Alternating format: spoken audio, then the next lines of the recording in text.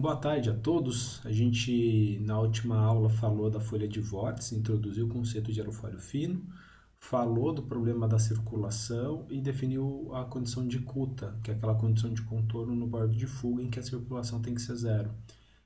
Com o conceito da folha de vórtice, hoje a gente avança para o que é o aerofólio simétrico, né? Ou, no caso do aerofólio fino, a gente chama de placa plana. Lembrando na última aula que a gente definiu que seria a velocidade induzida em um determinado ponto qualquer do escoamento, induzido pelos vórtices que estão distribuídos de forma contínua na folha de vórtice. Agora a gente vai fazer essa folha de vórtice horizontal em cima do eixo X e vamos calcular a condição de contorno de não penetrabilidade, ou seja, aquela condição de contorno em que a velocidade é sempre tangente a folha a um ponto, né, no caso do nosso da folha de vórtice, e essa condição de contorno vai ser aplicada então nessa superfície que fica no eixo X. Junto a isso, a condição de Kuta, ou seja, além de satisfazer a não penetrabilidade, nós temos que satisfazer γ igual a zero no bordo de fuga, e aí nós vamos encontrar a solução do que é chamado de placa plana. Tá? Então, placa plana representa para a gente o caso de um aerofólio simétrico. Então, vamos dar nomes aos bois aí, né? O problema que nós vamos falar agora, ele é chamado de aerofólio fino simétrico. Por que aerofólio fino simétrico? Tá? Quando a gente fala que o aerofólio ele é simétrico, a gente diz que a superfície, o extradorso e o intradorso são iguais. Apesar de que o meu desenho não ficou muito simétrico, vou tentar desenhar melhor de novo. Está um pouco melhor, mas o aerofólio fino simétrico ele vai ser representado pela linha de arqueamento, que no caso do aerofólio simétrico, como o extradorso e o intradorso são iguais, a média dos dois dá uma linha horizontal, que está na linha de corda, né? Visto que esse aerofólio tem uma certa corda C.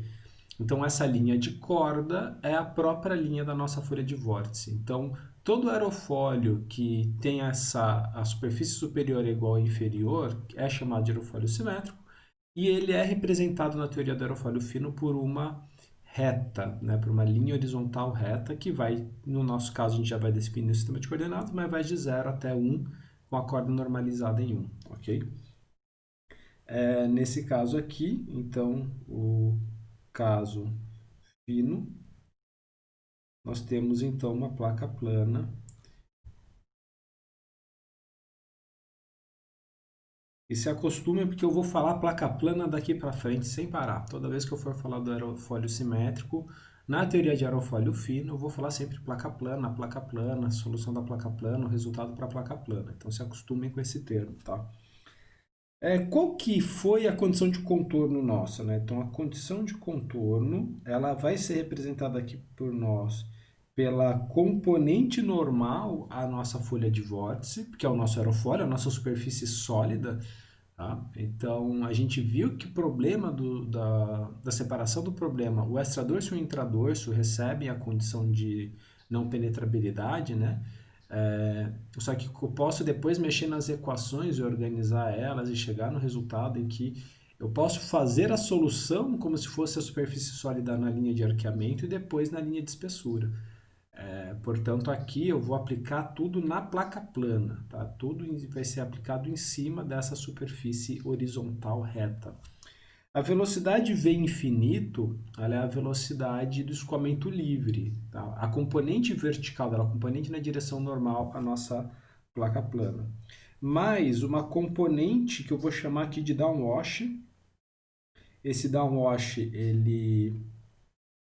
ele é a velocidade induzida vertical pelos vórtices da folha de vórtice. A gente no desenho já vai entender isso melhor, mas aqui a gente vai chamar de downwash, mas o W também é por causa da componente vertical, né? Porque a nossa vertical é a direção Z. Essa equação, ela, por causa da hipótese de pequenas perturbações, ela pode ser simplesmente escrita como V infinito alfa mais o W numa determinada posição x. Isso tem que ser zero para todo x. A nossa velocidade vertical do escoamento uniforme, ela é constante. O escoamento uniforme não muda, portanto, ela sempre tem a mesma contribuição nessa placa plana. Essa direção normal sempre depende de alfa.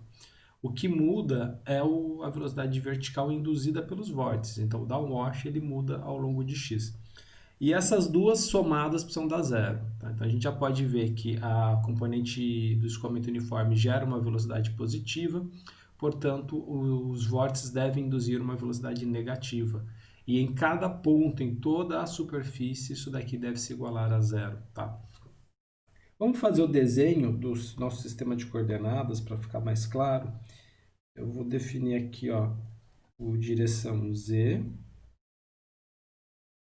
a direção x, a nossa corda, ela aqui, o nosso placa plana, ela fica aqui no eixo x, e eu já vou definir aqui o valor da corda como c. O escoamento livre, ele vai ter aqui a sua componente v infinito, com um certo ângulo alfa. E sobre todo esse, vou deixar com vermelho mesmo, sobre todo esse aerofólio, sobre toda essa placa plana, eu tenho vórtices distribuídos aqui. Vou ver se essa cor vai ficar boa, mas eu vou definir aqui como comprimento uma posição epsilon. Essa posição epsilon, que fique claro para a gente, ela define a porção de vórtice que está induzindo velocidade em algum ponto do meu escoamento, ok?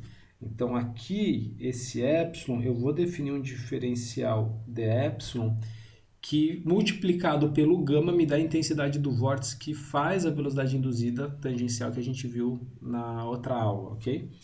E aqui, numa determinada posição, que eu vou definir como posição x, é onde eu vou calcular a velocidade induzida. Então, essa posição x é onde eu vou calcular o w. Enquanto que o epsilon é onde está o vórtice que está contribuindo para essa velocidade vertical. Então, se a gente vai para a formulação da última aula, e aqui eu não preciso me preocupar com a questão do potencial de velocidade ou da velocidade em relação à dificuldade de trabalhar com equações vetoriais e ir para uma equação escalar. Como aqui o nosso aerofólio ele está na horizontal e a componente da velocidade ela está sempre sendo aplicada verticalmente, né? Só para a gente lembrar, se eu tenho aqui um vórtice e eu pego essa linha aqui horizontal nela, esse vórtice vai gerar sempre velocidade vertical nessa linha horizontal. Então, a velocidade tangencial que a gente calcula já está na direção normal do nosso aerofólio. Nós não temos essa preocupação, tá? A simplificação de placa plana, que é essa daqui de aplicar a linha de arqueamento na horizontal, já permite fazer essa simplificação. Então, a gente vai trabalhar direto com o valor da velocidade, não com o potencial, ok? Então, que fique isso em mente. Portanto, a nossa velocidade tangencial definida por aquele pequeno epsilon, né, aquele d epsilon de vórtice, é dado por menos gama na posição epsilon, d epsilon, dividido por 2π x menos epsilon. Né? X menos epsilon é o raio e o gama d epsilon é a intensidade do vórtice. Tá? Isso daqui a gente vai dar o nome de d epsilon devido perdão, na posição x. Então, essa velocidade vertical induzida, ela é dada pela integral de todos esses dWs que vão resultar na integral de gama em epsilon, d epsilon, sobre 2π x menos epsilon. Tá? Isso daqui é o valor da velocidade induzida. Aplicando a condição de contorno, que é a condição que a gente tem aqui, ó. Aplicando essa condição de contorno aqui, com essa velocidade w, nós chegamos simplesmente aqui, menos 1 sobre 2π, integral de 0 até a borda de fuga, né, de gama de epsilon dε sobre x menos epsilon. Isso daqui tem que ser igual perdão, aqui não tem o valor negativo. Isso aqui tem que ser igual a velocidade no infinito vezes o ângulo de ataque. Tá? Espero que esteja clara essa parte, tá? Porque essa equação, ela tem solução analítica, essa integral, mas ela é uma solução difícil de obter. O que a gente vai apresentar aqui, em vez de fazer toda a demonstração da solução, a gente vai chegar na solução em uma transformada de variáveis que vai ser muito útil para a gente daqui para frente, tá? Então, só copiar aquela equação para ela ficar com a gente na próxima lousa.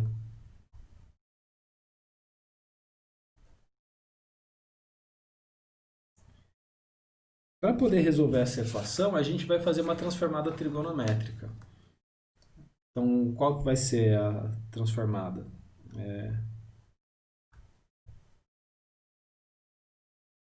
Aplicando a transformada.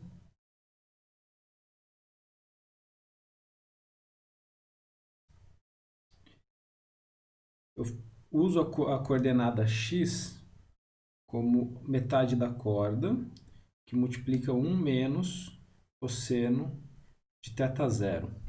Então, θ0, perdão, eu vou inverter isso daqui para ficar mais fácil no futuro. Então, a variável θ define para mim a posição x, a posição onde eu estou calculando a velocidade e a condição de contorno, tá? O epsilon vai ser definido por c sobre 2, 1 menos cosseno de θ0. Tá? Então, todo o valor θ0, toda a variável θ0 está relacionada à posição do vórtice infinitesimal que está induzindo uma velocidade. E, derivando esse cara aqui, o dε, vai ser 1 sobre 2 seno θ0 de θ0. Beleza? Ficou claro? Aqui a gente só está fazendo as trocas de variáveis para substituir na integral e da integral poder obter uma solução mais simples, mas ela vai ser em função de θ. E daqui para frente, inclusive quando a gente trabalhar com arqueamento, a gente vai usar essa transformada. Tá? A nossa integral, por causa disso, só fazer uma coisa antes, para vocês visualizarem bem o que é essa transformada, tá? E essa transformada, ela não é polar, ela não é nada disso, não é uma troca de sistema de coordenadas, que geralmente se confunde isso. Ela é uma troca de variáveis, simplesmente uma questão matemática de técnica de integração. Esse carinha aí, ele é muito utilizado quando a gente vai fazer análises aerodinâmicas, principalmente computacionais, porque a variação do escoamento no bordo de ataque e no bordo de fuga são mais intensos. Então é muito comum a gente precisar ter malhas mais refinadas no bordo de ataque e bordo de fuga. E essa transformada de coordenadas para variações de θ uniforme fornecem variações de x que concentram no bordo de fuga e no bordo de ataque. Então, basicamente, se a gente pegasse aqui, sendo a corda, aqui a metade da corda, e eu aplicasse uma semicircunferência nessa geometria, tentando desenhar bem aqui um círculo.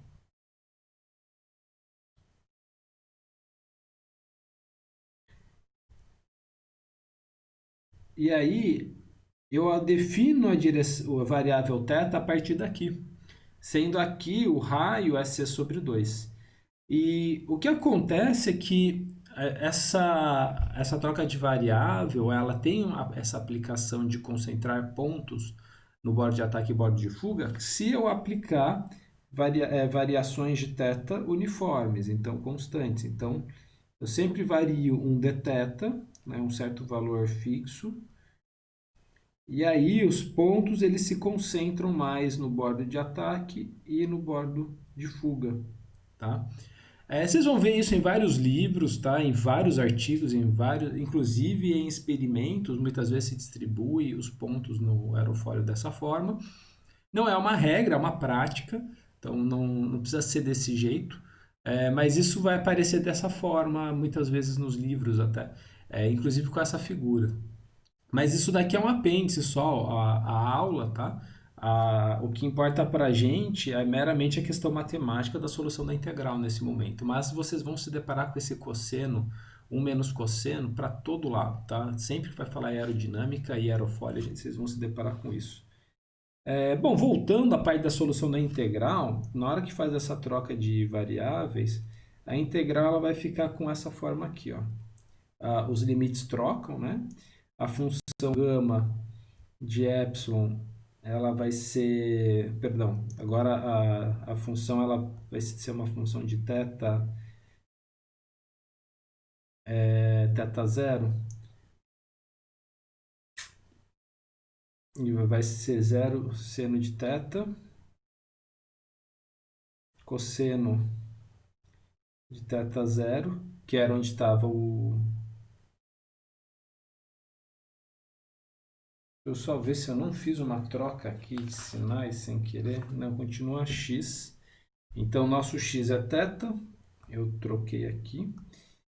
E aqui é seno teta zero, cosseno teta zero embaixo de teta zero. E, perdão, o nosso gama vai ficar uma função de teta. Isso daqui tem que ser igual a uma constante. Bom, a solução matemática disso ela não é trivial, então para a gente economizar tempo, vocês vão acreditar em mim quando eu afirmar que se eu tiver um gama em função de θ que segue essa forma aqui,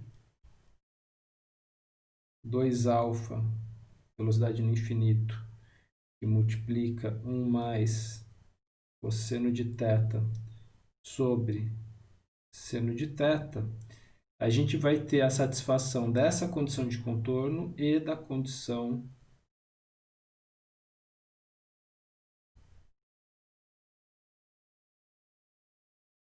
de cuta. Então, essa solução aqui, ela resolve ao mesmo tempo o problema da não penetrabilidade e o problema da circulação zero no bordo de fuga. Isso que é legal dessa solução. A forma dessa solução, ela é mais ou menos isso daqui. A distribuição de gama, sendo a corda mais ou menos nessa região, aqui é o gama em função de x, tá? Eu não estou fazendo aqui em função de θ, só para vocês visualizarem. Ela tem uma singularidade no valor na corda em x igual a zero. De onde sai essa singularidade? Desse seno aqui, ó. Esse seno de θ, quando θ é zero, x é zero, então vai para infinito essa solução. E aí ela tem uma suavização no meio e no final ela tem uma queda. Então tem uma forma mais ou menos assim, tá? A gente obviamente pode plotar isso daí no MATLAB, Maple, qualquer outro programa, no Excel, a gente pode brincar de fazer, vocês vão ver uma forma mais ou menos como essa. Isso significa o quê? Que a intensidade do vórtice no bordo de ataque são muito mais intensos do que no bordo de fuga. E no bordo de fuga, obviamente, lá no pontinho final, isso daqui, gama, trailing edge, é igual a zero. E ela vai caindo gradualmente até zero. Por que isso, né? Lembrem-se que lá no bordo de ataque, o escoamento faz aquela curva de raio zero, né? Curvatura infinita. Então você precisa de um vórtice muito intenso para permitir que o escoamento faça essa volta. E por causa disso, né? Como você tem variações você tem vórtices gerando velocidade muito intensa, logo depois ela continua muito intensa também, mas lá no bordo de fuga a intensidade é menor e a influência dos vórtices lá do bordo de ataque são menores também. Então, você tem o escoamento que está indo para a direção esquerda, lá próximo ao bordo de ataque, depois da estagnação, e faz essa curva muito intensa. Então você precisa de vórtices muito intensos para permitir o escoamento fazer essa curva. É uma singularidade, tá? Fisicamente isso não ocorre, mas existe sim, próximo ao bordo de ataque, picos de sucção quando a sustentação é grande, quando o ângulo de ataque é grande. Quando o ângulo de ataque é menor, esses picos são muito menores, e essa pressão, a pressão baixa da atmosférica, né, as baixas pressões são muito menos intensas do que a gente tem nessa solução do aerofólio fino. O que a gente também pode obter a partir dessa solução é a circulação total do aerofólio.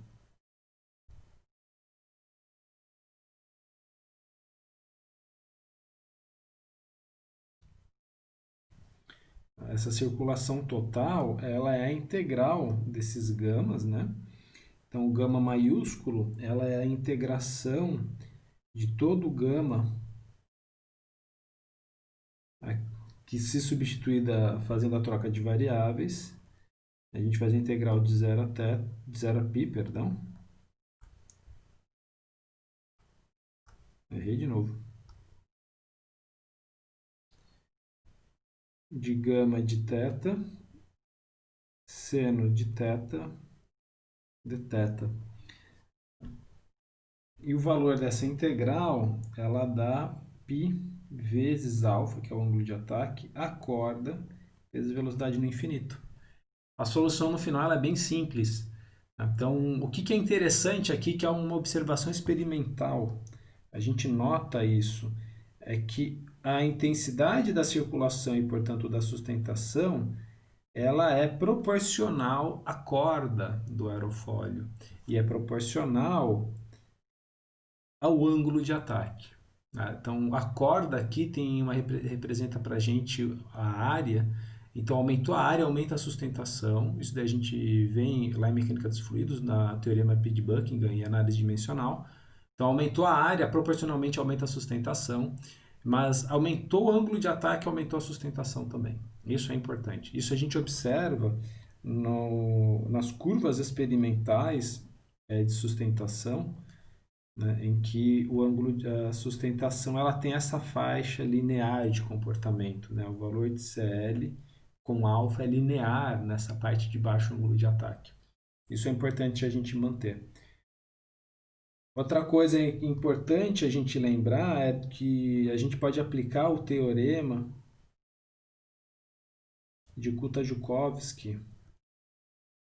Isso daqui a gente falou lá em escoamento potencial na solução do cilindro, tá?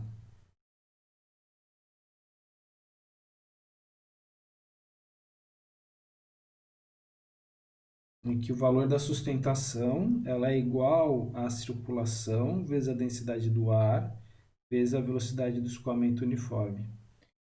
E esse resultado aqui, quando substituído com esse gama, a gente vai ter que a sustentação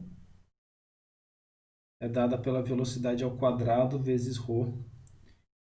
E se a gente normaliza, né, adimensionaliza, né, aqui essa sustentação, ela é importante a gente sempre lembrar que ela é uma normalização sempre está aqui como 1, tá? Mas seria por unidade de envergadura. Essa é a ideia. No caso bidimensional, não está claro, né? Os livros não tocam muito nesse ponto, eles falam brevemente, mas os valores de CL, de CD e de CM bidimensionais do nossa teoria de aerofólios, elas sempre são valores de CL para uma unidade de comprimento de envergadura. Sempre vai ser isso. Então, sempre tenham isso em mente quando vocês verem o CL. Então, a nossa área do CL é 1 vezes a corda, no caso bidimensional, tá? Então, na hora de normalizar, a gente divide a sustentação pela corda e pela pressão dinâmica. E a gente fizer essa normalização, a gente chega à conclusão de que a placa plana possui uma curva de CL que é igual a 2π vezes alfa. Portanto, no caso do aerofólio da placa plana, aerofólio fino,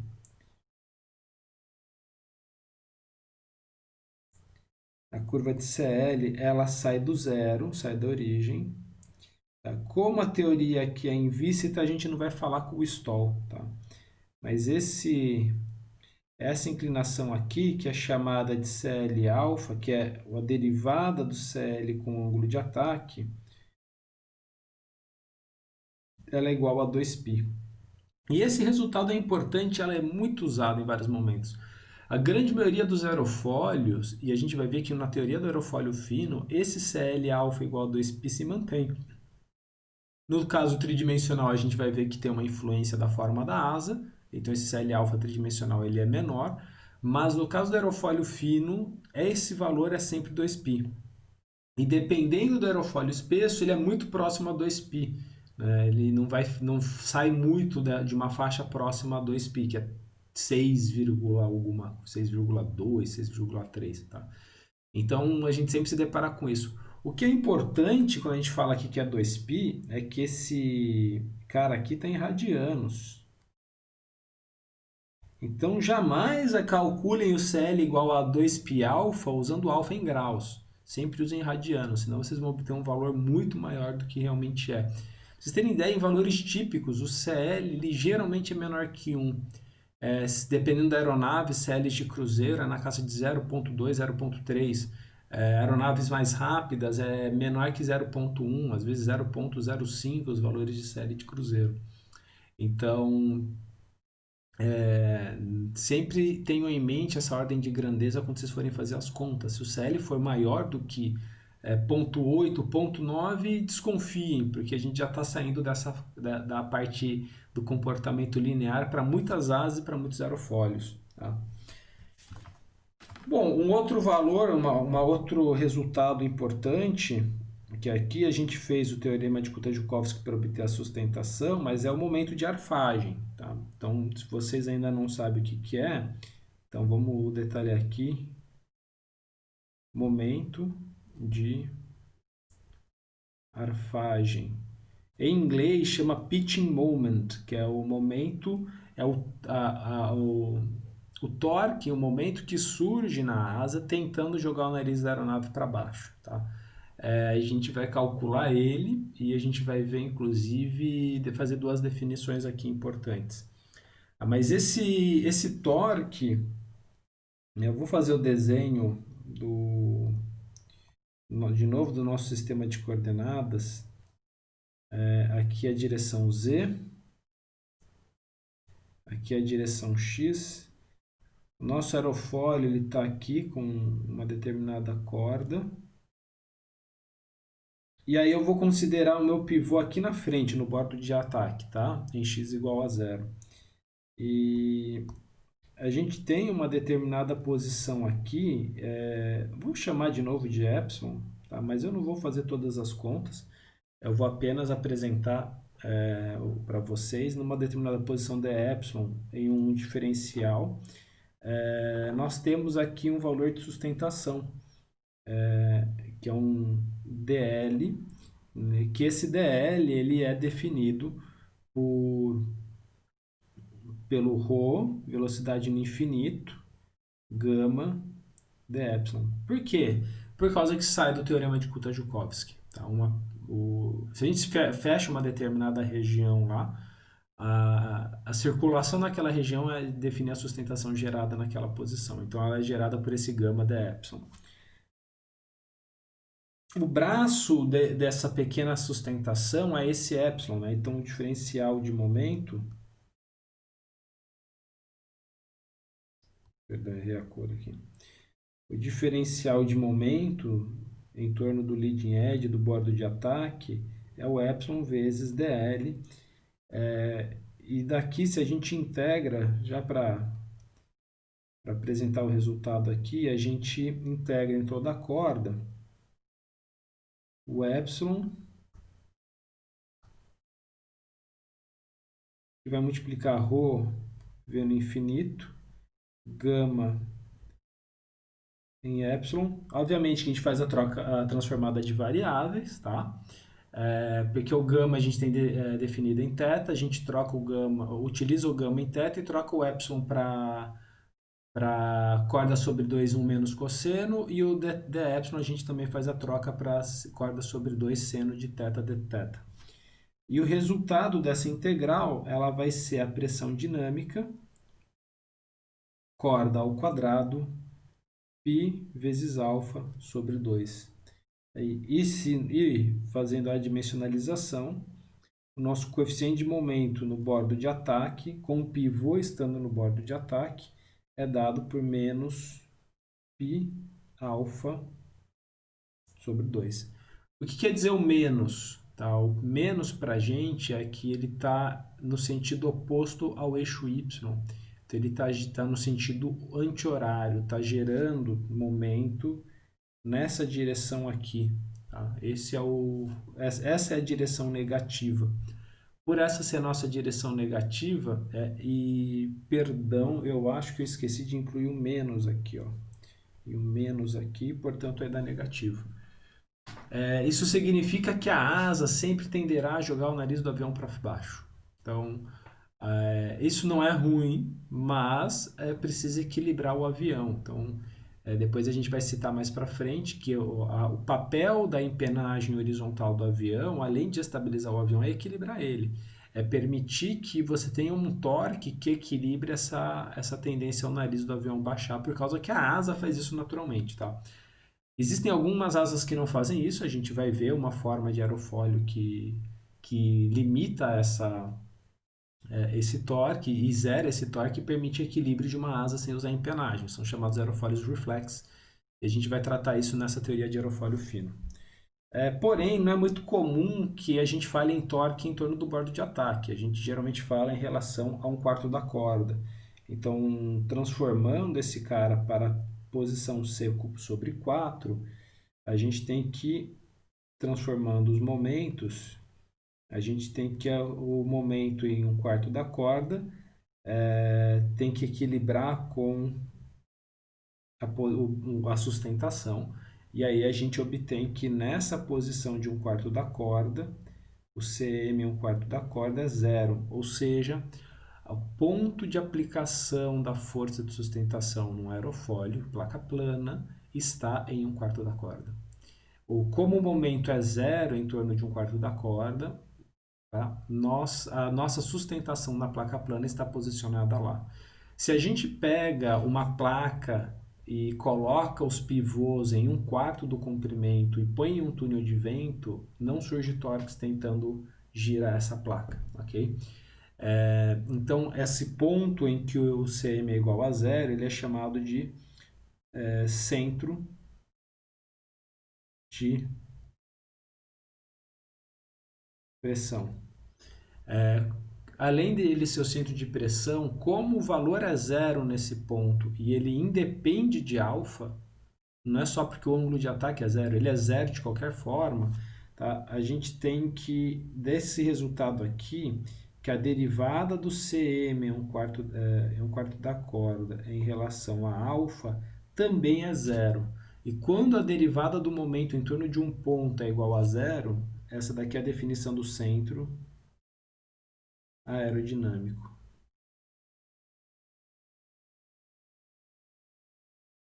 Eles nem sempre são os mesmos, tá? No caso da placa plana, eles são os mesmos. Então são dois conceitos importantes, a gente vai tratar de novo mais para frente. Só que sempre lembrar, ó, nós temos a definição do centro de pressão, aonde o momento é 0. Nós temos o conceito do centro aerodinâmico, aonde a derivada do momento é 0. Então, a gente vai ver que centro de pressão, ele pode ser o 1/4 da corda e, de repente, dependendo da forma do aerofólio, o centro aerodinâmico não ser em 1/4 da corda, sim em outro lugar. Tá? No final, como o resultado da placa plana define que o centro de pressão é em 1/4 da corda, e por causa disso a gente diz que a sustentação da placa plana até 1/4 da corda, é muito comum a gente sempre utilizar 1/4 da corda como ponto de aplicação da força de sustentação em todos os casos daqui para frente. É uma prática, é uma tradição, é um costume em aerodinâmica de aerofólios. Então a gente sempre vai falar que a sustentação está sendo aplicada em um quarto da corda e a gente vai ver ao longo de toda a disciplina essa suposição, tá? Bom, esse é o nossa aula de aerofólio fino, simétrico, placa plana. A gente só usou escoamento potencial aqui. Na próxima aula a gente vai para o aerofólio arqueado, então essa forma que fica na superfície aqui, a gente vai na verdade usar, aqui fica na linha horizontal, a gente vai usar uma superfície, só que algumas hipóteses de pequenas perturbações vão ser aplicadas, então a gente vai manter muita coisa dessa formulação aqui. Então esse resultado aqui é a nossa base para ir para a parte de aerofólio arqueado. Aerofólio arqueado é que a superfície de arqueamento ela não está na horizontal, né? Ela tem uma forma abaulada arqueada, tá? É um arco, mas a gente vai ver várias formas aí que tem.